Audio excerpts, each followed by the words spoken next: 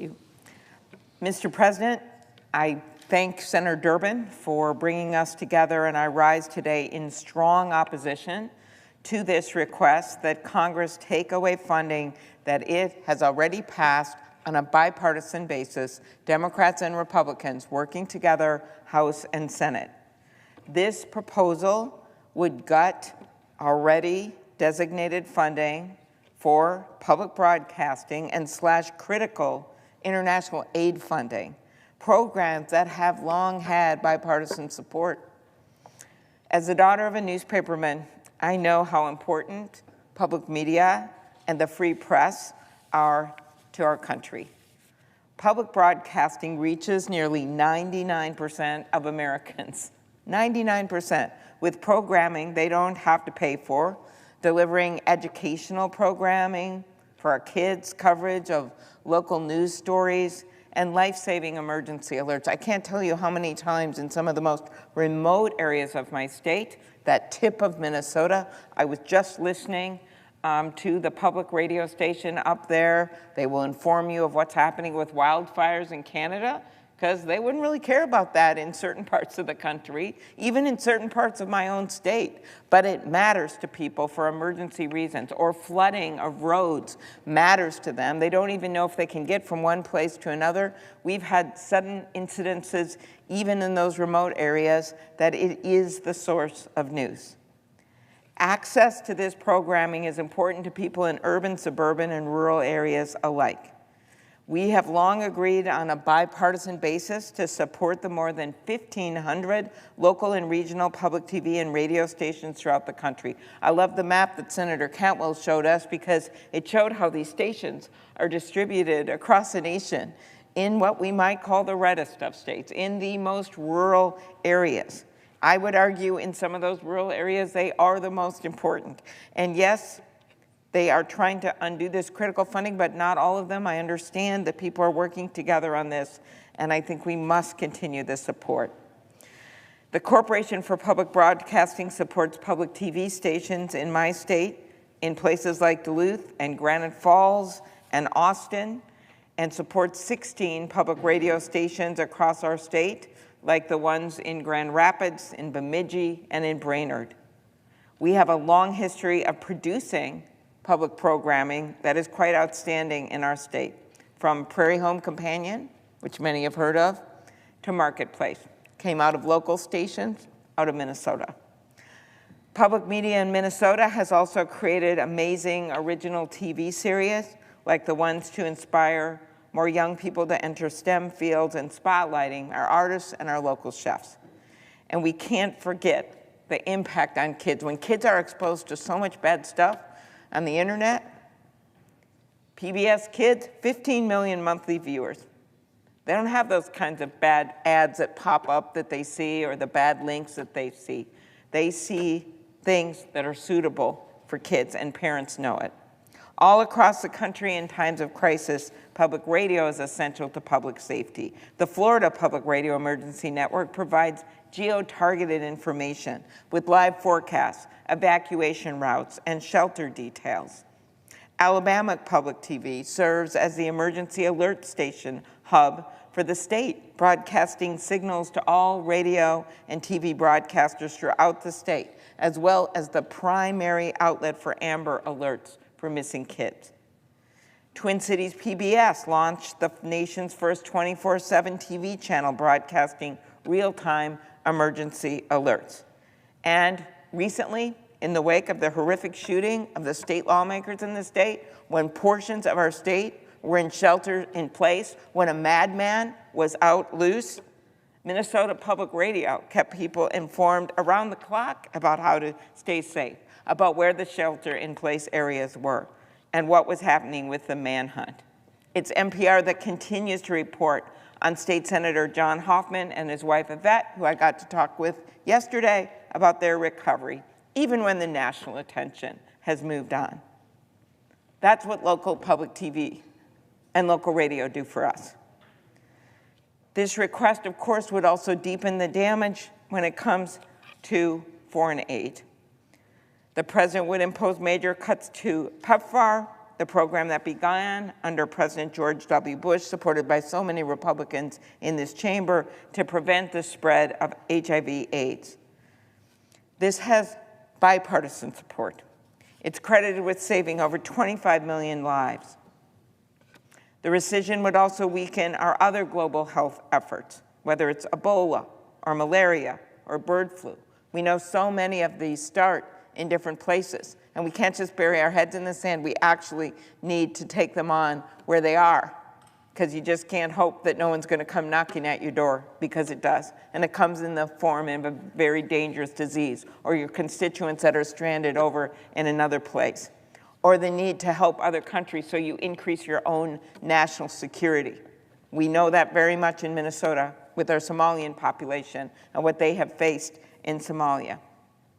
We know that when it comes to other countries that actually come up through all of it and are some of our best trading partners. The President's proposed cuts to funding for UNICEF are also misguided. We should be at the forefront of supporting bright futures for kids. This is about leadership. It's about national security. It's about building trading partners that are so important for us in the Midwest with our farmers. It's about the USAID Food for Peace program. Minnesota farmers and ag businesses sold a total of $70 million to that program in 2024 alone. When America shares its bounty with the world, and we do it in a smart and targeted way, we benefit. Mr. President, hacking away at public broadcasting, public radio, it's not just short-sighted, it's dangerous, and the same for the foreign aid. These investments are a small cost compared to what we get out of them. We have made a decision, a Democratic Senate at the time, a Republican House at the time, together, on how we want to spend our funding. This is on us to stand up for, yes, the separation of powers, but for standing up for the people in our community. And I hope we can do it on a bipartisan basis. Thank you, Mr. President. I yield the floor. Mr. President. I recognize the senator from New Mexico. I wanted to thank my friend from Illinois, Senator Durbin, for his leadership and commitment to saving public broadcasting and educational programming for Americans all across our beautiful country. Now, unfortunately, just yesterday in New Mexico, the Rio Ruidoso rose to nearly 20 feet in a matter of minutes amid heavy rainfall, sweeping away homes, debris, and people. Now, the flooding claimed the lives of 3 people already, including 2 children. Rescue missions are currently underway. The same area was also ravaged by a wildfire just last year. Now, our first responders are working around the clock to protect their neighbors and ensure help arrives when every second counts. Now, if it weren't for the strict rules in the United States Senate on the floor, I would be playing audio right now. Audio from the mayor of Ruidoso, Mayor Crawford, who was speaking to his constituents on KRUI, the mountain radio program. Now, Mayor Crawford told his residents, quote, "We did have over 30 swiftwater rescues, have some folks taken to the hospital. We've been up and down trails looking at the homes that have been torn up there. These people have been in these homes for 70+ years. We're issuing alerts and warnings to get to higher ground." These are the alerts that communities in Ruidoso and other parts of the country need when disaster strikes. They save lives. Many of us in this chamber have witnessed the devastation caused by natural disasters in our own states, our own communities. Now, tonight I'm praying for all those families across Texas, for a safe return of those that are missing, and for those who lost loved ones. New Mexico is far too familiar with devastation and destruction that comes from fires and flooding and other natural disasters. 3 years ago, we experienced one of the worst fires in our state's history with the Hermit's Peak and Calf Canyon fire. A critical part of that response was our local radio stations and public broadcasters disseminating information in real time about evacuations, shelter information, food drives, and state and federal resources. As a matter of fact, at a time when mobile phones weren't working, most communications were down, it was only these local radio stations who were also benefiting from the transmitters from public broadcasting that they were able to communicate with so many constituents. Now, these communications are now under attack by congressional Republicans and the White House. Senate Democrats are sounding the alarm and leading the charge to stop this dangerous rescission package before it harms families, communities, and the public broadcasting that they all rely on. From the moment we wake up to the time we turn in at night, New Mexicans rely on radio and public broadcasting to stay safe during natural disasters and to connect with trusted news, educational programming, and our favorite New Mexico musicians, sometimes even a basketball game or two. Now, over the past several weeks, I received texts, calls, and people coming to my office pleading with us in the United States Senate to save public radio and public broadcasting. New Mexicans who work at radio stations are calling in to say that they're worried about losing their jobs. From every corner of our state, New Mexicans are speaking out with one clear message: do not mess with public broadcasting. Radio is one of the most dependable ways to get information out when disaster strikes a community. I've witnessed this firsthand. That is why the federal government must do everything it can to support families in crisis and ensure that they have the resources and information they need to stay safe. Stripping $1.1 billion from public broadcasting puts millions of lives at risk, including first responders and families who depend on emergency radio systems and public broadcasts to stay informed and stay safe. Now, I heard from a broadcaster in New Mexico this week who said, we are literally saving lives and finding more ways to save more. Please do everything you can to stop this rescission. Now, the White House and congressional Republicans, they're making decisions that will leave New Mexicans in the dark. A teacher in Albuquerque shared with me that she relies on public broadcasting in her classroom every day. Parents have shared that they use public media to teach their children about New Mexican culture, history, tradition. These stations are central to community life. They provide unbiased news, local reporting, and educational programming that connects people to each other and to the world. Yet Republicans are trying to eliminate public broadcasting and strip communities of trusted information. If this Republican rescission package goes through, it will only divide us further. Fewer voices, fewer facts, fewer connections. Americans are pleading not to be left in the dark. I urge my colleagues to listen to them and to vote against this reckless cut to public broadcasting. Thank you. I yield. I always forget her. Mr. President. I recognize the senator from Delaware. Thank you, Mr. President. And thank you also to Senator Durbin for creating this opportunity to speak up against this rescission package.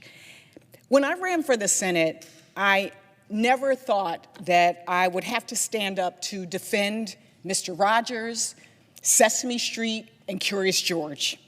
But here we are. And it's hard to believe that about 56 years ago, Fred Rogers himself actually came to the Senate to advocate for PBS funding. And in his closing, he shared a song that he wrote to help teach children how to deal with their feelings of anger. The lyrics asked, "What do you do with the mad that you feel?" I find his words really poignant at this moment of incredible strife in our country, because Mr. Rogers reminds us that we all have ownership over our actions. In his words, It's hard, it's great to be able to stop when you've planned a thing that's wrong. And respectfully to my colleagues across the aisle, this is wrong. And the American people need you to stop. Stop prioritizing big corporations over the Corporation for Public Broadcasting. The strange thing is, this is actually a corporation that the Trump administration is refusing to protect. And it's the one American families rely on for news, for education, and for public safety and weather alerts. This harmful package, which had bipartisan support, funding that was approved by Congress, would cut $1.1 billion from the Corporation for Public Broadcasting, which could force local TV and radio stations to close. It would gut funding for programming like PBS NewsHour, a trusted news and public affairs show. It would cut funding for PBS Kids, a trusted and safe source of children's programming. And speaking of trust, while only 33% of Congress is trusted, 66% of Americans trust PBS. And who will be most hurt by these cuts? Families in low-income and rural areas. Why? Because not everyone can stream Netflix or watch Miss Rachel on YouTube. In Delaware and across our country, there are thousands and thousands of families who still don't have access to the internet in their homes, which means PBS is the best, most stable source of information for those households. And this package could cut them off. These are programs with generational impact, from Sesame Street, which has been teaching young children, like my granddaughter, to count and spell since 1969, to The Gilded Age, a show I love that gives a dramatic glimpse into the history of our country. PBS, to me, is like a living library, granting access to art, food, culture, travel, and history across our nation and the world. But it's not just educational and it's not just cultural, it's life-saving. PBS covers 97% of American households, ensuring life-saving alerts reach communities when other systems fail. They support our country's emergency alert system, including earthquake early warnings, Amber Alerts, and warnings when severe weather is imminent. This is a vital service, and cutting funding for these programs would be devastating. My colleagues, as we embark on the 250th anniversary of our country, our goal should be expanding participation in this great American experiment through education, information, and knowledge. These form the foundation of an informed citizenry, and informed communities create a stronger democracy. As I close, in the words of Randy Farmer, the chairman of Delaware Public Media, my home state's NPR affiliate, he said, "Independent journalism is the lifeline we depend on for a free and informed democracy." The Corporation for Public Broadcasting provides access to independent, nonpartisan journalism. To me, it is the epitome of public service. So, to bring it back to where I started, Mr. Rogers, I urge my colleagues to stop what they have planned because it is wrong. I yield back.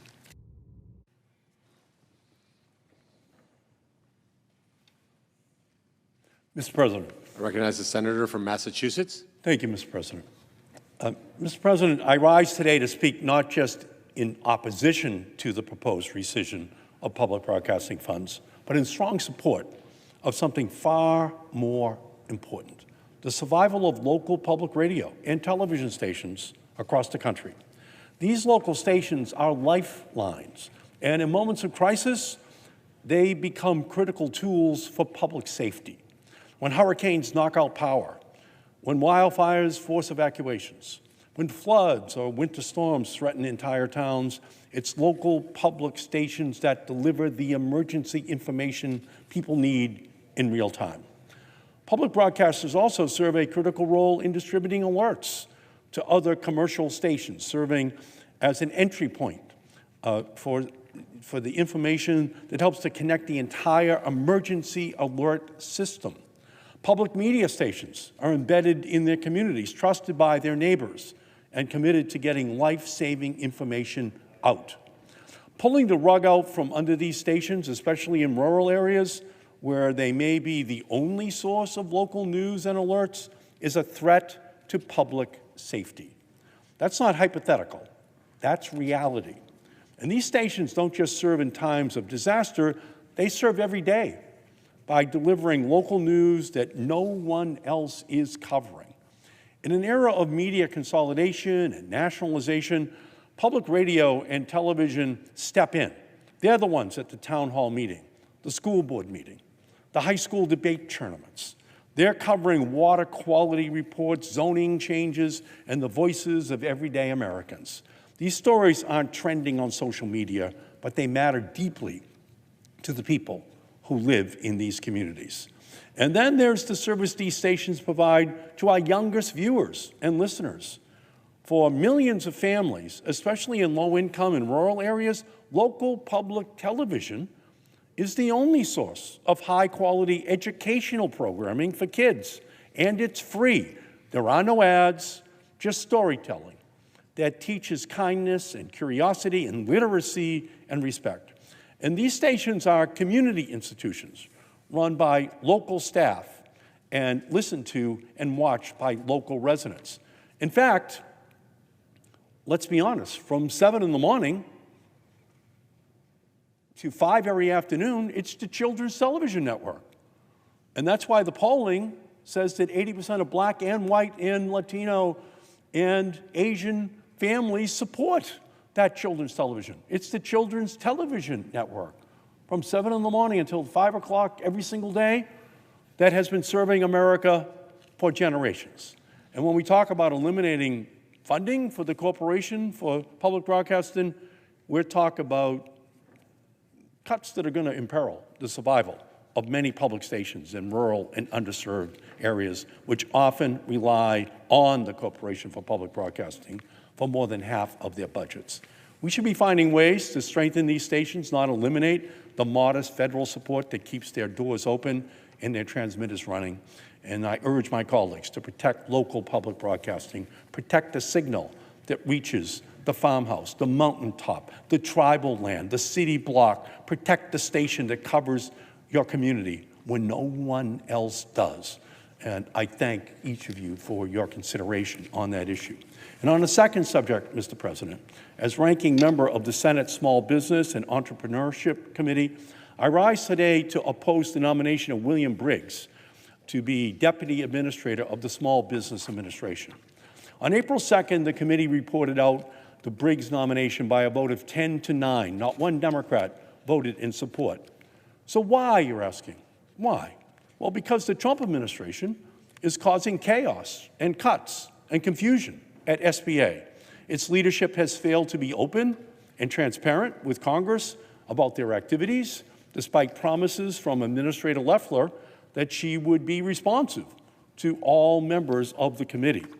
But because of this administration's utter contempt for accountability and their shameless lack of transparency, this SBA has failed to provide us with the information necessary to hold them accountable and ensure small businesses are being supported. We still do not know if SBA has sufficient staff on hand to carry out its core programs, including disaster assistance and access to capital. But that hasn't stopped them from proposing to cut the agency by 33%. We still don't know what grants and contracts have been terminated because of President Trump's executive order eliminating programs that promote diversity and equity and inclusion. We still don't know the extent to which DOGE staffers gained access to confidential small business data at SBA. We still do not know which SBA regional and district offices will be relocated or remain open to serve small business owners, including our Springfield district office in Massachusetts. And we still do not know the justification for eliminating congressionally authorized programs aimed at helping women and veterans and small business owners. The SBA and Administrator Loeffler have been unable to provide sufficient answers to any of these questions or requests. And those questions are important because Congress must know whether our small businesses are getting the support they need and deserve. This is the only way to know whether the program is working before it's too late. Unfortunately, I don't expect Mr. Briggs to stand up to this administration and put small businesses first. In written responses to committee Democrats, Mr. Briggs was very evasive.